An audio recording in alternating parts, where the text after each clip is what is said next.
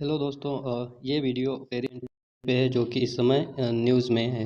Paris climate agreement, historical document that legally binding the whole world to participate in climate change fight.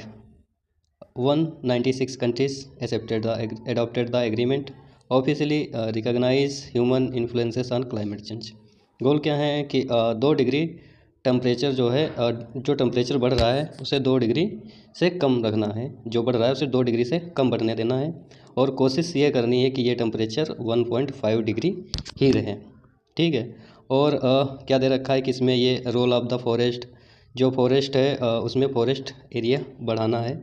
ये क्योंकि forest हमारा major role play करते हैं green house gas capture करने में। ठीक है, जो कि greenhouse gases major contributor in climate change और ग्लोबल वार्मिंग। और ये फाइनेंस की बात इसमें की गई है कि रिच कंट्री जो हैं, जो डेवलप्ड कंट्री हैं, वो 100 बिलियन फंड मोबिलाइज करेंगी to developing ones for the climate change adaptation by 2020। 2020 तक ये क्लाइमेट चेंज एडाप्टेशन के लिए।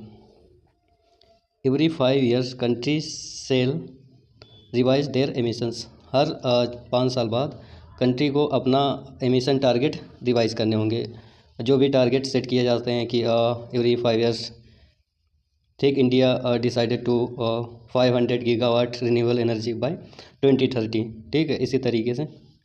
और climate damage for the first time ever the agreement define climate loss and damage terms but not legality and compensation are not mention the.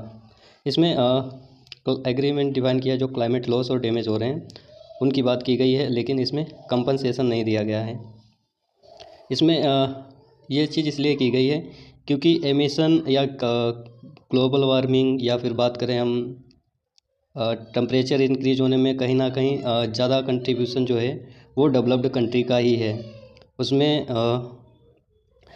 कुछ ऐसी country या कुछ ऐसे लोग हैं जिनका जीरो कंट्रीब्यूशन है, लेकिन फिर भी उन्हें जो ग्लोबल वार्मिंग के या टेम्परेचर बढ़ने के कॉन्सिक्वेंसेस होंगे वो पूरी दुनिया को झेलने पड़ेंगे, ना कि डेवलपिंग कंट्री और डेवलप कंट्री नहीं देखा जाएगा उसमें। तो इसी की बात की गई है। और इसमें ये तो 2020 से ये इफ़ेक्ट में आ गया था और 55 कंट्री ने इसे साइन कर लिया, जो कि 55% ऑफ द ग्लोबल एमिशन करती हैं।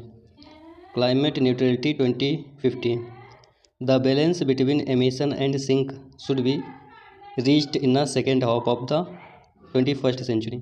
इसका मतलब है कि आप जितना कार्बन डाइऑक्साइड या एमिशन करते हो उतना ही तुम सिंक कर लो, उसे कैप्चर कर लो। ठीक है, तो यही बात इसमें की गई है by the second of the 21st century, यानी 2050 के बाद में।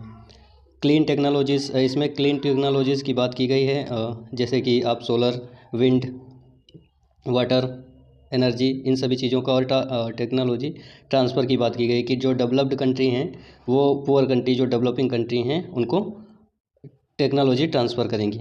यही सारी बातें हैं इस पेरिस क्लाइमेट एग्रीमेंट में। ओके। और target for some specific country like India, there is some targets. Emission intensity of GDP 33 to 35% below 2005 level by 2030। जो एमिशन है वो जीडीपी का 35% होना चाहिए फॉर द 2030, जो कि लेवल है 2005 के लेवल के अनुसार। Power capacity to be 40% non fossil fuelled based. जो पावर कैपेसिटी है इंडिया की वो नॉन फॉसिल फ्यूल बेस्ड 40% होनी चाहिए। चाइना के लिए emission intensity of GDP 60 to 65% below 2005 level by 2030। Peak emission around 2030। Non fossil fuel to be 20% of primary energy consumption by 2030।